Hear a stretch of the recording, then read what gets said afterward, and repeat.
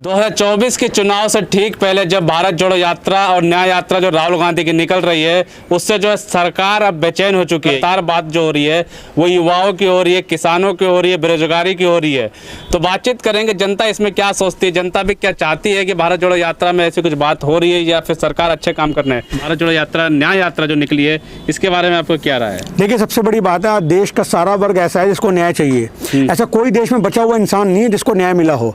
आप ये समझ लो कि महिलाओं से जोड़ दो, आप किसान दोबारा जंतर मंतर पे आने की बात कर रहे हैं, दोबारा दिल्ली में घुसने की बात कर रहे हैं। 13 फरवरी को उन्होंने अल्टीमेटम दिया सरकार को, क्योंकि उनको आपने एक आंदोलन के बाद ये प्रावधान दिया था कि हम तुम्हारी मांगे मान लेंगे। अब तक पूरी नहीं हुई, अब तक उनको जो MSP है वो नहीं मिल रही है। तो आज चाहती सी बात यह कि किसानों को न्याय मिलना चाहिए। महिलाएं अपना एक बलात्कार होने के बाद थानों के बाहर घूमती रहती है, हमारे साथ गलत हुआ है, हमारी FIR लिख लो, वो FIR नहीं लिखी जाती। राहुल गांधी ने पिछली बार जो भारत जोड़ो यात्रा निकाली थी, कितनी सारी महिलाओं ने आके बताया था कि हमारा शोषण होता है, तो उसके खिलाफ आवाज उठानी चाहिए। तो वहीं से वो कंसेप्ट निकला था। जब पिछली भारत जोड़ो यात्रा थी, उसमें जिन जिन लोगों ने अपनी समस्याएं बताई थी, उन सारी समस्याओं पर हमने फील किया, एहसास किया कि इन सबको न्याय की जो आवाज है उसको एक कंटेंट बना करके हम उसको मांग रखेंगे कि ये हमारे मैनिफेस्टो के मुद्दे होंगे। किसानों को न्याय दो, महिलाओं को न्याय दो, और जो युवा पीढ़ी है उनको रोजगार दो। तो ऐसे बहुत सारे मुद्दे ऐसे जिसके लिए हम उनके लिए न्याय मांग रहे हैं। नहीं मिल रहा क्या न्याय? युवा उसमें कर दिया आपने, किसान कर दिया, नारी कर दिया, मजदूर कर दिए, और भागीदारी यानी OBC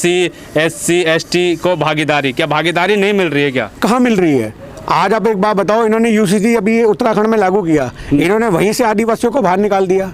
यानी कि आदिवासियों को भारत का नहीं मानते। एक तरफ तो आप कहते हो कि एक देश एक कानून की बात करते हो, पर आदिवासियों को बाहर निकाल दिया। तो आज कहने का मतलब यहाँ पर यह है कि बहुत सारे आदिवासी लोग हैं, समाज के पिछड़े लोग हैं, OBC हैं, ऐसे कितने सारे लोग हैं जिनको समान अधिकार नहीं मिल रहे हैं देश के अंदर। आज संविधान ये कहता है कि जाति, धर्म, लिंग आधार पर किसी का भेदभाव नहीं होगा। हम बचपन से पढ़ते आ रही है बात कि संविधान के अंदर ये पढ़ाया जाता है कि जाति के आधार पे, रंग के आधार पे, लिंग के आधार पे किसी का भेदभाव नहीं होना चाहिए। पर हमें तो सरकार में भेदभाव नजर आ रहा है। न्याय राहुल गांधी दिलाएंगे, अदालतें नहीं है क्या? अदालतें की बात नहीं है, सामाजिक न्याय की बात हो रही है। आज सामाजिक न्याय के अंदर अदालत का कोई रोल नहीं है। अगर आप किसी को 6,000 की जगह एक को 6,000 दे रहे हो और एक को 4,000 दे रहे हो और काम दोनों से बराबर ले रहे हो, तो उसमें अदालत कुछ नहीं कर सकती।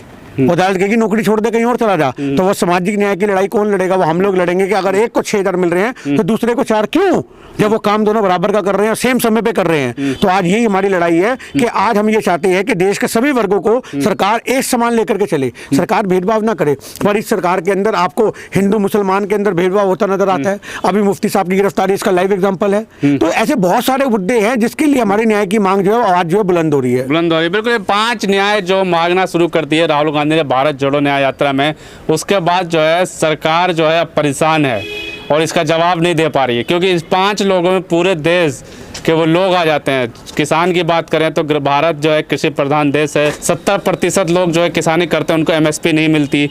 महिलाओं की बात करें तो मणिपुर में क्या हुआ छुपा नहीं है, जग जाहिर है।